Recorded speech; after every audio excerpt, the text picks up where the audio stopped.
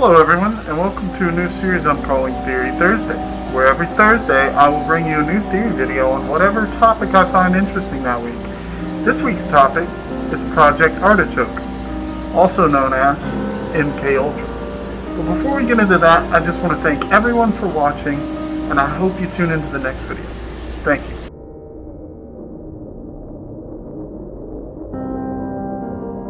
Project Artichoke started as a CIA project researching interrogation methods in the early 1950s to the middle of the 1970s. It started out as a project called Project Bluebird on August 20th, 1951, and what came after was eventually known as MKUltra.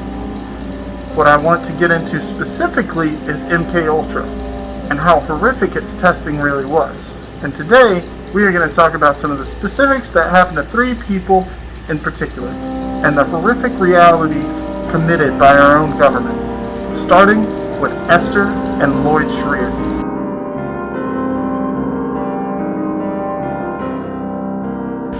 Esther, unfortunately, did not have an easy life, losing her father at 4 years old, and just over a year later losing her mother due to a brain tumor, and unfortunately the treatment for that brain tumor was lobotomy, which got her landed in an institution. Esther and her older brother moved from family member to family member, from foster home to foster home, and then finally, in her teens, she became a nurse and got a job at a hospital in Montreal. After working there for some time, she then met her husband, Haskell Schreier. The couple then got married in 1955, and about 3 years later, they had a baby girl on the way. They named her Lynn Carol Schreier. Unfortunately, the baby wouldn't make it due to a staph infestation. At about 3 weeks of age, too. Esther had a difficult time coping with this and developed depression and grief. She felt partially responsible for what happened to the death of her baby girl, even though in reality it wasn't her fault. In about 2 years, she became pregnant again and was worried she might lose yet another baby. Her husband found an article talking about the best psychiatric care money could buy. Dr. Ewan Cameron. Cameron was the head of the Canadian, the American, and the World Psychiatric Association. All this attention he had attracted the attention of the CIA. 3 years after the project MKUltra launched, Cameron was contacted to do research for the CIA. Cameron was given $60,000 and a grant from the CIA to conduct his research.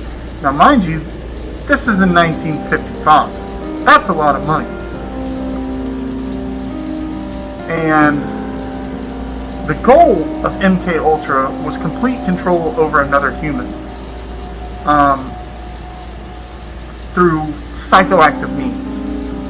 So when her husband admitted her to Cameron's hospital in February of 1960, instead of being treated with the best psychiatric care that money could buy, it was literal torture. She was drugged, she had uppers, she had downers, she was put into a medically induced coma for 30 days straight, regularly actually. And in the coma, they were able to rouse her enough to feed her and for her to go to the bathroom, and that's about it. And while she was in this drug-induced coma, they would take they had 2 ways of doing it. They would either take headphones and put on them and constantly play voices giving instructions over and over and over again, or they would put it in their pillow so they had no choice to listen to it because they're still in a very drug-induced state. It was a thing they did called de-patterning, and all of that combined with electroshock therapy. Now, mind you, this isn't like regular electroshock therapy. This is electroshock therapy. They had this thing cranked up to 24, and all of this happening to her, this poor innocent woman, she's pregnant still. Who knows what effects this is going to have on her kid. But at the end of the treatment, Esther, she was mute, she was incontinent, and she couldn't even swallow her own food. Luckily, she made a recovery. Not full recovery. There's no way you can mentally recover from what those monsters did to her, but she could still feed herself, and she still had a relationship with her son Lloyd that she eventually had. And Lloyd is still alive to this day. But unfortunately, Esther did die in 2017 due to cancer.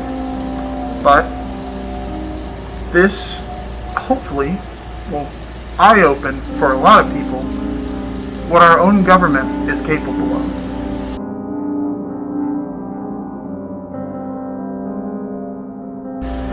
Another one of Cameron's victims is Charles Taney. Charles Taney was described as a wonderful father. He used to build ice skating rinks in the backyard when it would become winter for his daughters to play in. He was noted as always happy and wanting to take them to amusement parks. But in the spring of 1956, the right side of Charles' face started hurting. And when he went to see a doctor about it, they told him that it was a lesion in his cranial nerve. The doctors recommended that he seek psychological care because they thought it was psychological injury in nature. Well, Charles was hit with the exact same torture that Esther was. The long drug binges, the tape players in the pillow, the electroshock therapy. But when he got released, his story was a bit different than Esther's. Charles would beat his children regularly with no reason, despite months before being a wonderful father. He didn't even recognize his family when he got out. He didn't know who they were. And, months before, like I said, ice skating rinks, amusement parks, always taking the kids out. He was a wonderful father. And it sucks because, he still couldn't even communicate for 18 years. 18 years this man couldn't even speak a word to his family. And I think there's a real shame. It took one of the great fathers out of this world, and that's something we're in short supply of. Of course, this is in 1955 or so. But eventually, after those 18 long years that his children had to endure, he ended up dying of a stroke. Seemingly caused by nothing, according to the doctors. He didn't have high blood pressure or any underlying causes. So, what caused the stroke? Maybe electroshock therapy combined with psychoactive drugs for months at a time? Maybe. But if anything good has come out of his nightmare, it's his daughter, Julie Taney. She has a class action lawsuit pending, and I encourage you all to support it, and all of the other victims, because their family members are still, a lot of them are still alive, and a lot of them are still dealing with the trauma that this has caused. I encourage you to go support it, and any other victims you see that MKUltra has left in its wake.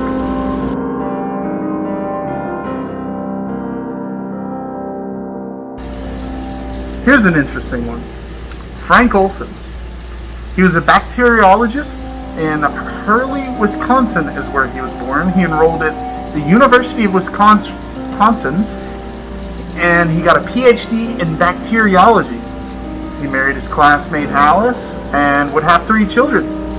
He enrolled in the Reserve Officers Training course to pay off his college debts. Then he got called to active duty during World War II.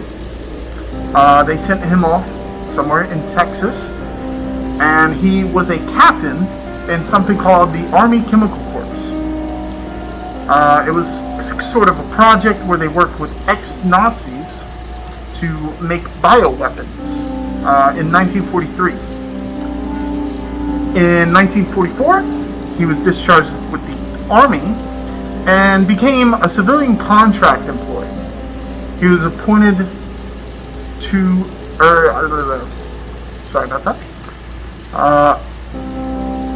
So he became working as a CIA employee, doing at first just CIA projects such as Operation Harness or Operation Sea Spray. And during this time, he was a civilian contract for the CIA. But eventually, he got brought in as a full CIA member. And then they had this semi-monthly retreat for some of the men on Project MKULTRA. And at one of these events, Olson was drugged with something they called a truth serum on November 18th, 1953. Later, turns out, truth serum that they said was LSD. After that, he came home seemingly a different man. He wouldn't eat. He was distant to his wife and family. He wasn't himself. And around 2 a.m. on the morning of Saturday, November 28, 1953, Frank Olson crashed into the concrete outside of a hotel. This hotel was the Hotel Pennsylvania at the time. Olson was still alive after the fall, and he tried to speak, but no one could understand him. The manager was like right there. He rushed over to him, and it was too late. Now later in the case, the motel switchboard operator connected a call from room 1018A, listed as Dr. Harold Abramson. The operator heard the call, said he heard the doctor say, "Well, he's gone," and the recipient of the call said, "Well, that's too bad." The death was ruled a suicide. The government offered a settlement to the family of $120,000, later $1.2 million, reduced to $750,000, which eventually got accepted. President Gerald Ford actually apologized directly to the family, and so did the CIA director, William Colby. But then, in 1994, one of the family members decided they wanted to have a second autopsy performed. And the medical examiner indicated during that autopsy that there were cuts and abrasions on the body not consistent with a fall wound like originally was proposed. And ever since then, theories have been going crazy whether or not Frank Olson was murdered or committed suicide. I think I'll let you guys make up your own minds there.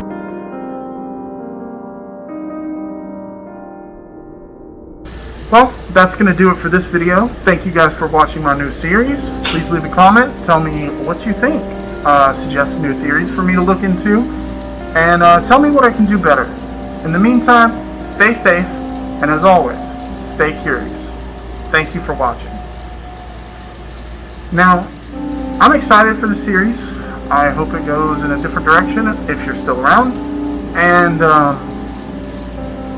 hopefully some people find it interesting to watch. You know, the details of MKUltra. You know, you hear MKUltra and you kind of just want to go to arms about the government, but you hear stories like this of families being ruined and lives being changed forever, and it's not something that just stops immediately. You know what I mean? With the one victim. This one victim caused multiple victims. I mean, look at Charles Taney. Charles Taney started regularly beating his kids, and you know that had to be very traumatic for them. And who knows or not if they're ever going to recover from something like that. And then to hear not just on random families they do this, they're so bad they do it to their own. With Frank Olson. Frank Olson was on the project. He knew what was going on, and it happened to him. So it's a tragedy in my opinion, but one hopefully I can shed some light on.